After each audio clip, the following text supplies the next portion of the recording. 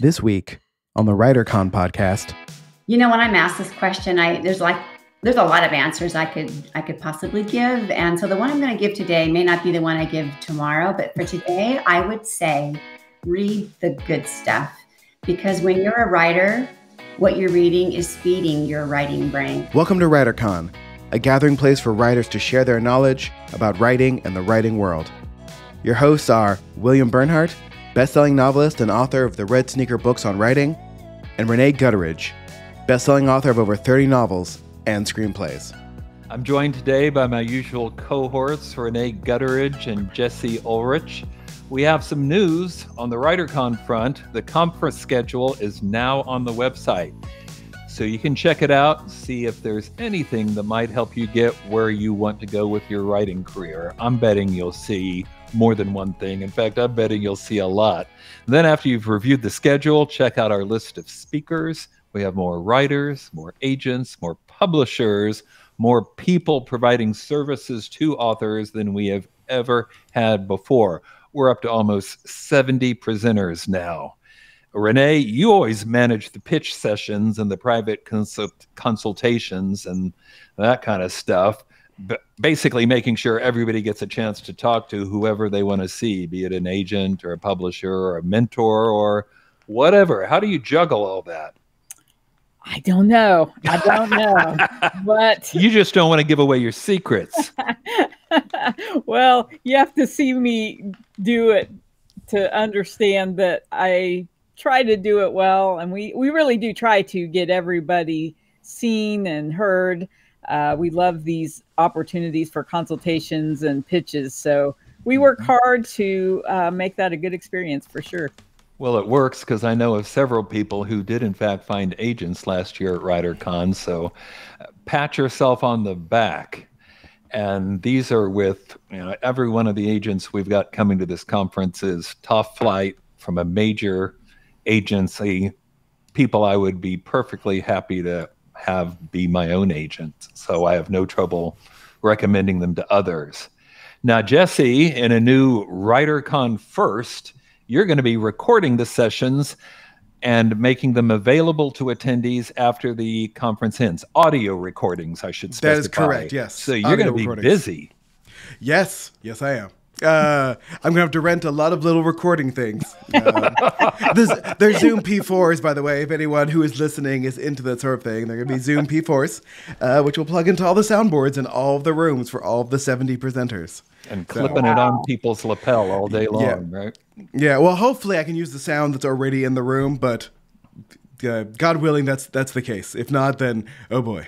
Yeah, the nice thing, though, is that, sometimes people see 2 or more sessions scheduled at the same time, and they worry about which one should I. Well, you don't have to worry about it anymore. Don't fret.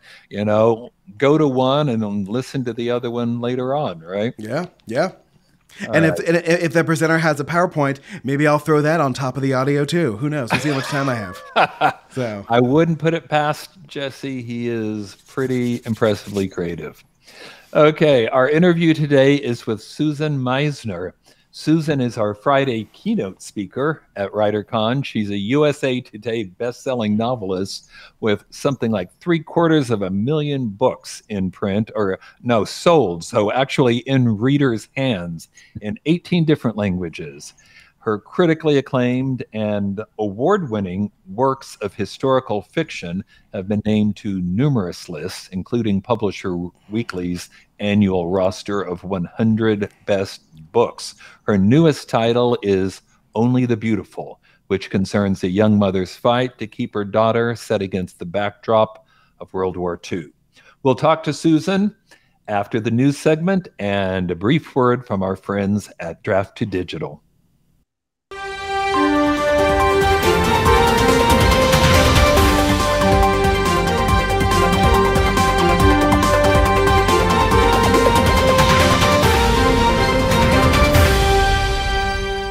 Hi, this is Kevin Tomlinson with Draft to Digital.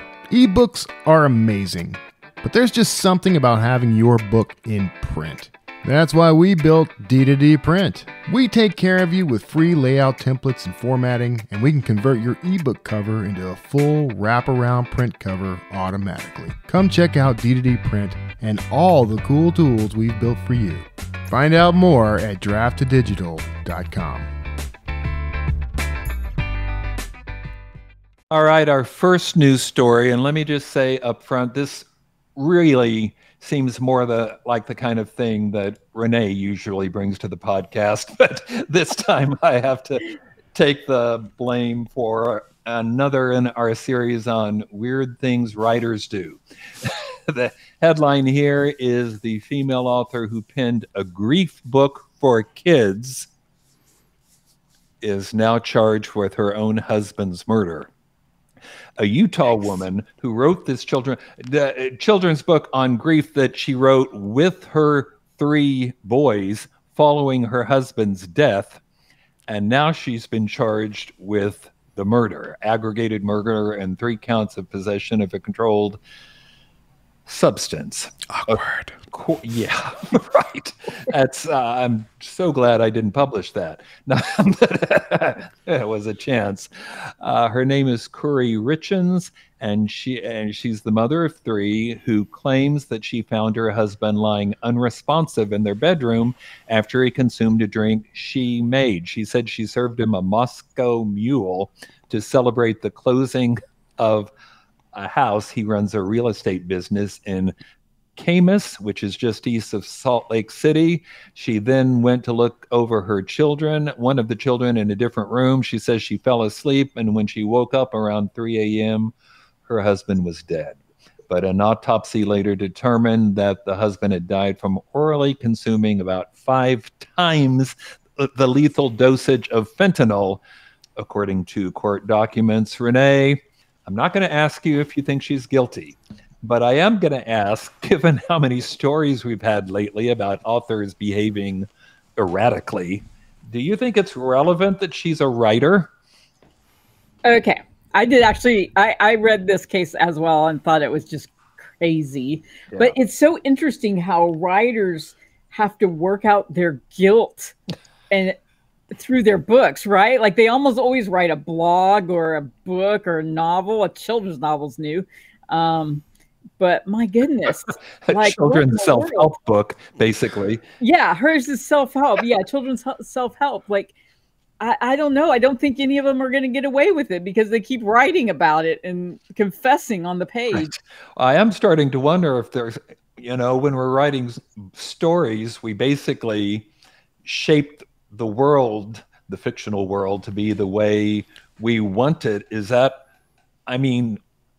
bad enough to allegedly commit a crime, but then use it as the foundation? It's like for a book, you're just drawing attention to yourself. Right. It's bizarre. Didn't O.J. Simpson write? Like, I didn't do it. Yeah, I believe that was the name of the book. Yeah, I did it. This is how I would. I did it. Yeah. Oh, if I did it. God, I forgot about that. So I don't know. I'm just saying, if you're an author and you're thinking about killing somebody, you might, figure yourself out here before you do it, because it's a weird phenomenon that, and do some research. Like a murder, someone who wrote mysteries or thrillers would know that they do autopsies on bodies and would discover that poison. Like, come on. It's bizarre. Yeah. If you're going to murder someone, be smart about it, okay? That's all I'm saying. That's a lesson of this podcast. They would not have Dateline if everybody were. But that's right. What would all those murder shows would go away, right? Yes. This story broke last week, but just 3 days ago, we found out from court filings that the woman in question, the author, learned 2 days after her husband's death that she was not named in his will. She is, however, the beneficiary of some life insurance policies. But of course, that raises all new issues because most states have laws prohibiting people from profiting from murder. I'm glad those kids are going to inherit a lot of money because I think they're going to need therapy. Absolutely. Gosh, absolutely. All right. Sick. I don't understand why you don't just divorce somebody, but okay, that's for another time. It'd be a lot simpler, wouldn't Right? it? Okay, news story number 2. TikTok, or specifically their parent, ByteDance, has filed a trademark for a new publishing venture. Now, you've heard us talk more than once about the huge influence of TikTok and the subdivision Book Talk, which has had a huge role in promoting books and has shot some authors, Colleen Hoover being the obvious one, but not the only one, shot them to the top of the bestseller list. Well, you go in Barnes & Noble now and you'll see tables that say recommended on TikTok or something like that.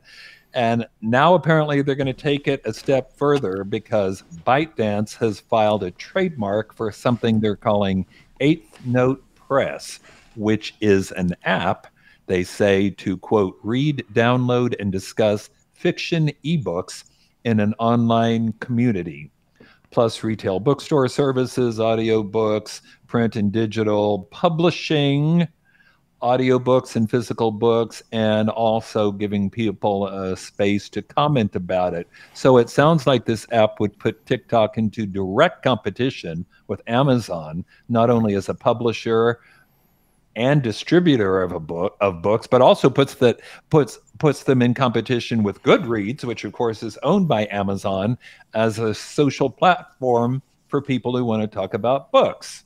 All right, Renee, I'm going to pick on you because you have come clean and admitted to your major TikTok addiction, right? Do you think this is going to take off? I don't know. And what's funny is, I love TikTok, but I'm too lazy to go get on another social media platform. So I only watch it if it's been posted on Instagram. So I don't know. Younger people though will jump on the newest app. So, yeah. And this is more designed towards the younger crowd. I'm done with more and more apps. I've got mine. That's the end. That's what I'm going to stick with. You zeroed in on the best part, though. I think if it does get young people reading, then bravo. Absolutely. Am I the only one who's it was nostalgic? I'll use that word for me when I saw kids start turning back to vinyl. Like, ooh, I'm so retro. I'm listening to records, and and I think, yeah, except I'm old enough to remember why we abandoned vinyl and the pops and cracks and hisses and scratches and all that. But now I'm seeing kids running around like, oh my gosh, look, I'm reading a book made of paper. Absolutely. Well, you get that wonderful paper smell when you read a book. I don't get that anymore with my e-reader. That's true. Amazon should sell a Kindle that just releases the book smell every couple seconds. Oh, Amazon, get on that. Oh no, you should go patent that. Trademarked internet. I've trademarked it. Sadly, coming up with the idea isn't enough. You got to go file. So do that tonight. All right. Online. All right. Another thing I have to do today. All right. Do we really need, Jesse, another app where people can talk about books? Well, first of all, no. And also, like, apps that are specific to a thing never succeed. Like, there's a reason why TikTok in general succeeded, is because you could do anything and talk about anything on it. Like, it became a good book talking thing. But if you make something just centered on that, I don't think people are thinking about interacting on those topics enough all the time to have its own separate app. But I've been wrong before, so we'll see. But it would be nice to think about people going to a book exclusive app like as often as they do Instagram. Yeah. I don't think Goodreads has the hits that Instagram and TikTok have. So no. All right, Jesse, cue up the music. Let's talk to Susan Meissner. Thank you so much for having me. I'm really happy to be here. Thank you so much for being here. And of course, later this year at WriterCon. Of course, traditional first question. If you could give writers one piece of advice, sort it down from probably the 47 or so that you could give, but if you have to pick one, what's it going to be? When I'm asked this question, there's a lot of answers I could possibly give. And so the one I'm going to give today may not be the one I give tomorrow, but for today, I would say read the good stuff. Because when you're a writer, what you're reading is feeding your writing brain. It's not just entertainment for you. You are really absorbing what you're reading into a different place in your brain because you're a writer. So you really don't have time for the fluff. And I don't mean you can't ever enjoy an entertainment, like media for entertainment, just for entertainment's sake. But I would say that's for like your viewing, like when you're streaming on Netflix or one of the other services and you're watching a movie or something, then you can watch something that's just total entertainment. Right. If you're reading, just read the good stuff. And you probably know what reads good to you. It's the kind of thing that you can tell that writer really put their heart or his heart and soul into that book. That's the stuff you want to be reading, just the good stuff. That is so true. You know, often I hear people say, no, I didn't read that. That's not what I write, or that's not this or that. But if somebody is a good writer, that's the main thing, right? And you never know what you're going to bring away from that. It's all going up in the brain somewhere and being stored till you need it, right? That's what I think. I think that you don't realize how much of that other writer's style and just the caliber of their writing that you are picking up on, because you're thinking, I'm just reading this, but your writing brain is reading it too. And you need to be careful with it, nurture it, be good to it. Well, you have certainly done that, Susan. You've created what seems to me to be a blend of historical fiction and women's fiction that is not only wildly successful, obviously, but also unique to you. How did you come up with that? Well, when I first started out the writing gig, I didn't really know where I fit. I kind of had to find my way, which is not a bad way to go. I began writing in 2003, contemporary, and kind of was like just testing the waters, I guess you could say. Sure. And then I wrote like 3 mysteries because I love mysteries. I love reading them, but they are really difficult. So my hat goes off to anybody that writes mystery. It's a tough one, and so good, but really difficult. You have to be so careful all along the way. And then I stumbled into historical fiction in 2008. And I think that's when I found my lane. It's what I guess it might be what I write best as far as like critical reviews. They started to come in when I started writing historical fiction. And it's not that I particularly want my books to be seen as women's fiction. It's just that my protagonists are all female. And I guess because my ideal character is a woman only because she's my ideal reader. So I'm trying to appeal to my reader. I'm thinking market-wise when I make that choice. But it's not just a market choice. I like reading books about women who encounter extraordinary events in their lives and they navigate them and they come away different, stronger, a better human being. There's lots of different ways a character can grow and change. But I'm finding my favorite books are usually with strong female characters or characters who find out how strong they are. That's so good, Susan. That's such wise words from a pro, because it's a gentle way of saying write from your soul, but don't forget your reader, right? And it takes a long time to find that. So wise words. So tell us about Only the Beautiful. All right. Okay, well, this book took me to the mat. I explained that in the author's note. I had to start it, I think, 3 or 4 times. It was quite the odyssey. Part of it might have been because I wrote it during the pandemic, and that was a very unique time for all of us. It was kind of it was a fearful time. It was a little bit creativity stumping time. And so out of that crucible, I wrote that book. And the other part was, it was just a really difficult story, subject matter wise. It's about a movement we don't hear much about anymore. It's the eugenics movement, which was really quite popular in this country in the early part of the 20th century. And it was about manipulating and controlling and managing the collective gene pool. And so it was very unfair to a great many people, because the people in power began deciding and then controlling who could have children and who could not. Mm-hmm. And it's kind of shocking that we were doing that here in the United States. It's the exact same way that Hitler began his scheme in Nazi-occupied Europe. And we know where he took that thinking. He took it to its absolute worst. And so it's a story not about true people, but true events. And because it's such a difficult subject where a lot of sad things happened, it was really important to me to keep hope in the pages.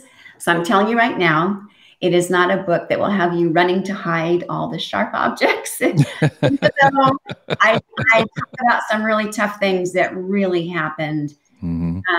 I do leave lots of room for hope and light. And as difficult as the world can be, or should I say, as difficult as we can be to each other, there are still wonderful people in the world, and they're in this book too. Good. That's so good. So that I love that, and I love knowing you personally. You're such an ambassador for hope, and so that it doesn't surprise me that that would be infused also in your book. But tell us about how you drew up your characters in this book, Roseanne and Helen. Right? Where did you draw them from? I mean, you've talked generally about your characters, but these must have come from a deep place.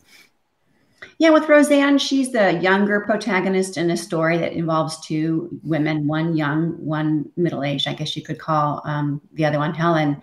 And Roseanne is patterned after a real person. Her name is Carrie Buck. She was a victim of this movement, the eugenics movement. She was living in Virginia, born in 1906. So when she was in her teenage years, a target fell on her back too. And I don't want to spoil the story by telling you too much about Carrie Buck, but I did not tell Carrie Buck's story beyond that because it's just too sad. Nothing good happened to her because of this movement. And so I patterned Roseanne after Carrie Buck, but she's not Carrie Buck. It's not Carrie Buck's story. So that's where the motivation came for Roseanne's character. When the book opens up, she's 17, unmarried, an orphan, and she's got a sensory anomaly called synesthesia, which was not well understood back then. And so that puts a target on her back by these people who thought eugenics was all about having only perfect people being born. And it is a hereditary condition. So that's how Roseanne came to be. Helen is really me in the story. She's, for lack of a better word, I thought if I were able to somehow insert myself into the life of somebody who was being victimized by this program, what could I do to help them? And, she's a mother at heart, even though she is not a mother, she's a nanny. She has mothered many children, and she's an expat working as a nanny in occupied Vienna. And so she sees eugenic thinking at its absolute worst. And she comes back from the war a changed person, and she knows Roseanne. They've met. Her brother, Helen's brother, lives on the vineyard that had been Roseanne's home, and she's going to find out what happened to Roseanne, and then she's going to want to move heaven and earth to find her, to be able to do something good for that person. So that's me. That's me in the story. Right. Well, you're always there somewhere, right? Yeah, definitely. I won't spoil too much, but I've been working on a book that revives one of my previous series characters, really in a secondary role, but after so long, I had forgot how much of myself I had put in the character. It's hard to even write a scene where, you know, he isn't the one that says the clever thing or does the brilliant thing in the courtwroom or whatever. Because that's me. He's supposed to be the star, even though he's really not. It's okay for us to show up in our characters because they emerge out of our brain. Right. And so there's going to be a little bit of you in everybody you create, even your antagonist. You know, yes. There's going to be a little bit of you, and that's okay. You got to find a connection, a way in to understand the character. I totally get that. So just to be clear, this book is set historically, as we said, but it's pre, during, and a little bit post World War II, right? So you must have done an enormous amount of research for this. I knew nothing really about the eugenics movement, so I had to educate myself on that. And there's a really good book about it, and a nonfiction work. It's kind of the definitive work on the eugenics movement by Alexandra Meissner, and it's called Eugenic Nation. Wonderful book. And so that was a learning process. And then also synesthesia, I don't have it. So I had to find people that did and talk to them about that condition. And that was really exciting and wonderful and opened my eyes to how beautiful the world could be if you could just see it differently. And I love that. It's a metaphor for opening our eyes to see more than just what we look like when we look in the mirror. I love that you said you didn't just read about it, you talked to people. So important in research on those types of things. And like you said, really opened your eyes and is always a valuable experience just as a person, I found. Okay. And then the setting is partly in Austria, part in California. So you picked California, is that because of where you have lived for many years, or what was the reasoning for that? Partly it was that I know the state, but the bigger reason, and this is a sad reason, is that more people were forcibly sterilized in California than any other state. Oh, It's my home state. California sterilized like 20,000 individuals over I guess a 5-decade period, and no other state comes close. And so these are people who are in California state institutions for one reason or another. Back then, there were a lot of reasons why somebody shouldn't have been sent to an institution. But some of us didn't know how to take care of like children that were born to us with different kinds of, capabilities. A lot of people would send their Down syndrome children to live in institutions. And now we know better how to care for people at home. But back then, a lot of people were institutionalized who wouldn't be today. And those were the kind of people they were forcibly sterilizing. So that's why California, I chose it because I know it and because of the amount of forced sterilizations that happened there. And then the California vineyard I wanted a place that was very sensorial because Roseanne has a sensory anomaly. And a California vineyard, there's a lot to see, hear, smell, taste, and touch. And so all of that worked really well for me. So in this book, you've got two different protagonists, two different places and times at least, but your story is fundamentally about mothers and daughters, it seemed to me, or the relationship between mothers and daughters. Was this a conscious choice or something that emerged while you were writing it? It was a conscious choice, mainly because when I know thematically what I'm trying to do, that's kind of like what guides me as I'm writing. It's really hard when you lose your way as you're writing. And I've done that. I have lost my way with other books. And so if I know from the forefront, thematically, what is this book about? If I find that I'm losing my way as I'm writing, I just remind myself, this is a book about the love between mothers and their children, or mother figures and child figures. And so that kind of reorients me if I lose my way. And the other thing is I do have a great majority of my readers are female. That doesn't mean they all have children, but they all had mothers. So I feel like I can tap into a lot of the sensitivities of my reader by having that very common thing. Not very many people have synesthesia, but all of my readers were born to somebody. And that makes a really large like rivulet, I guess, of commonality between us. Well, it sounds amazing. And but I do want to shift to writing process because we do have a lot of writers listening. Now, I happen to know the answer to what I'm getting ready to ask Susan. Which it's always safest when you know the answer in That's advance. true. Well, we like to keep things exciting around here, unless things have changed. We have been surprised on occasion. We have, absolutely. It's usually me creating an awkward moment. But the question is, are you a pantser or a planner? Now, Susan and I have, I hope you remember this, Susan, we have actually taught a class together on this subject, as have Bill and I taught this class. I love being the resident pantser. I'm assuming someone's got to do it. Somebody's got to do it.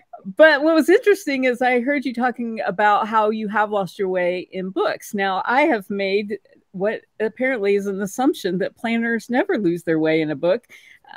So talk a little bit about that. You are an outliner still, right? I am, but I have evolved since we taught that class, so many moons ago. What? I now say, when people ask that question, I say I outline by the seat of my pants. I do outline. I begin the work with a map of where I think I'm going to go. Okay. And that helps me get started. Otherwise, I wouldn't know where to start. And then I wouldn't know where I was going if I didn't know where I wanted to end up. So I do outline like I did back in the day when we taught that class. I still outline just like that, but it's very fluid now. It changes a lot when I'm writing. And the cool thing about that is everything that you enjoy as a pantser, that discovery, that intuitive thing that kind of takes over as you're writing, I get to experience that now too. Because as I'm writing, I'm always open to discovery. So I have an idea of what I want to have happen in chapter 3. And so I'll begin it, maybe even at the point where I thought it would probably begin, but then I'm ready for anything and everything to change. And so that's when I can lose my way, is if I start deviating from that outline, and then I'm so far afield of it that I'm not really sure where I'm headed anymore. That can be a scary thing for a former outliner like me, who is now really somewhere in the middle of those two extremes. But it suits me now. It fits me now. But I also think that in the beginning, when I was kind of a new fiction writer, I needed that outline. I needed the map because I didn't know how to drive the car. It's like I needed everything to be able to navigate my way through a story. And the first thing I had to have was a map. And now I'm okay with getting in the car and just seeing where the road takes me. But I still kind of have to have that map in the glove box. It still has to be there. That's great. I love it. And so, what are some tips that you have for writers? And I love that you're speaking of evolving. We do evolve as writers. You and I have been writing for over 20 years. I think that might be how long we've known each other too. What are some tips in this phase of your career that you have or you would love to share? Well, first and foremost is that as you continue to write more and more and more, especially if you've been at it for maybe a decade or more, don't be surprised if it starts to feel like it's getting harder and not easier. Because a lot of pursuits, the more you do it, the better you get at it. And so the more proficient you feel and the easier the task is. If I were a swimmer and I began swimming and like could barely swim a lap in the pool, and all of a sudden 10 years later, I'm just smoking those laps. You know, I can swim a mile now and I'm still winded, but I can do it and it's not hard. Writing, on the other hand, seems like to me that it's gotten harder the more I've done it, not easier. And that scared me a little bit at first. I started to feel like a hack, or that I was losing my edge, or I'd fallen out of my groove. But what it really was is that I'm raising the bar each time I write. So it's a different pool. Every time I go in the water, I'm not swimming the same mile. It's different each time because you begin with a blank piece of paper and I don't even think cursors blink anymore, but we used to say that's right. blank piece of paper, blinking New cursor, metaphor. and a whole lot of nothing. And that can be daunting, especially if you've been doing it for a while and you're thinking, why isn't this getting any easier? I'm here to tell you it's okay if it's not getting easier. I would love to talk with you if it is getting easier and tell me how you do that. It is okay for you to feel like I'm not getting, you are getting better at it, but it's not getting easier, if that makes sense. It's because you keep challenging yourself and trying new things, don't you think? You're not writing the same book over. You know, in my past life as a trial lawyer, everybody's super nervous before a trial starts, particularly if it's your first one, and it gets easier each time. And I've heard people say, I didn't stick around long enough, but I've heard people say that at some point that nervousness goes away. And I think, and that's when you should quit.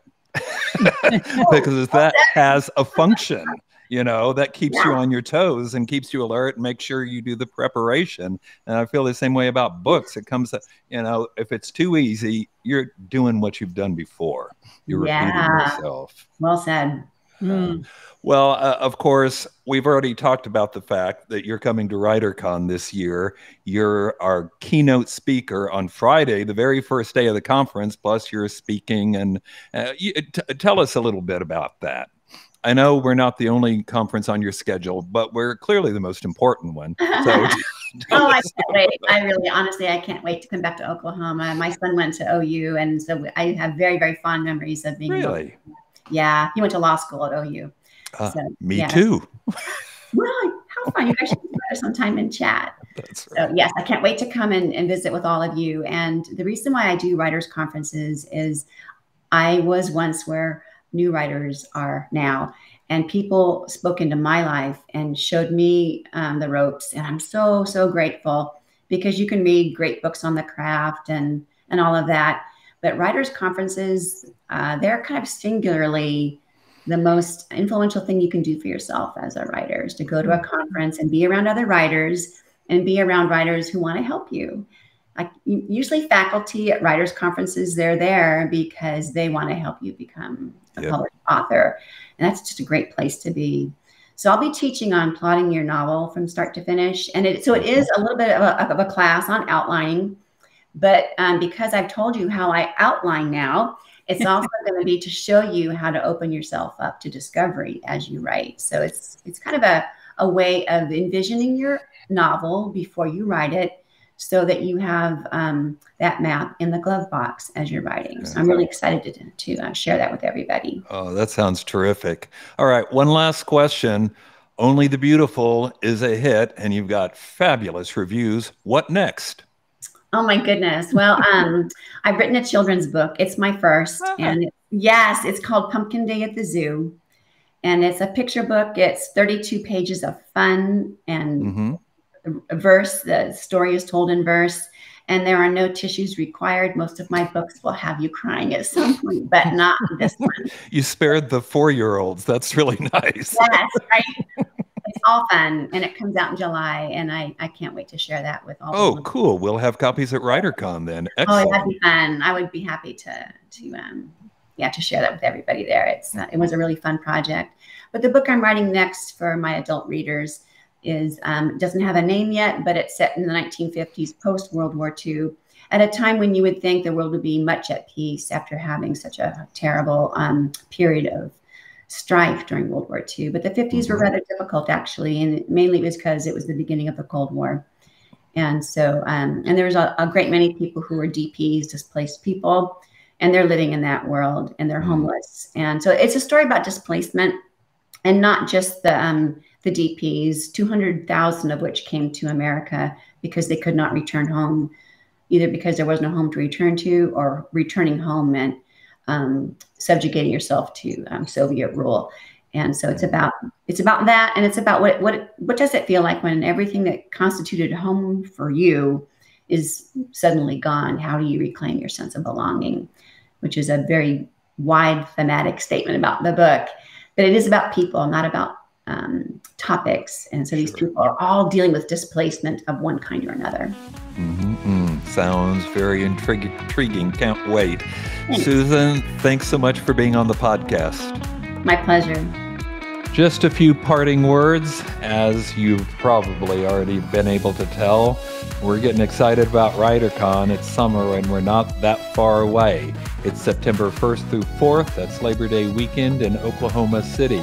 We have more than 60, almost 70 presenters lined up. Best roster of agents we've ever had, including movie, TV agents, as well as book agents and publishers, and much, much more. And Renee, of course, as we've said, is always in charge of the pitches. You have never seen it run so well. If you've been to other conferences, you will be impressed. Not only are you not limited to like 1 minute or possibly 2, you got a good 10 minutes at least. Plus, of course, you see people in the hallways and at dinner and whatnot. But it's just a wonderful experience. Renee, do you have any favorite stories about pitching at WriterCon? Well, we've had a lot of people come away with some success, some good contacts, agents that and publishers, kind of thing. I will say, I'm going to give some advice. Oh, excellent. If you're coming to WriterCon and you're interested in these, read the newsletters and instructions on how to sign up for them and what's going on. We're going to do things a little more efficiently this year, a little differently. So make sure you're reading the material that Bill is sending out to you, so you're not confused at the last minute and don't know what's going on. Although if you are, Renee will take you by the hand. I will, because I'm so nice, and I will help anybody. But it will make things go more smoothly for you if you read that material. And while you're talking, Renee, how's that script doing? You submitted to the Stagecraft. Is that what it's called? Screencraft. Screencraft. That's Screencraft, it. Yep. It made it to the semifinals. So I'm super excited about that. So we'll see what happens. We'll see. Fingers crossed. Good work. Yeah, all right, everybody. Dreams really do come true for writers, but first you got to sit down and write, right? And get the knowledge you need to make it successful. Until next time, keep writing. And remember, you cannot fail if you refuse to quit. See you next time.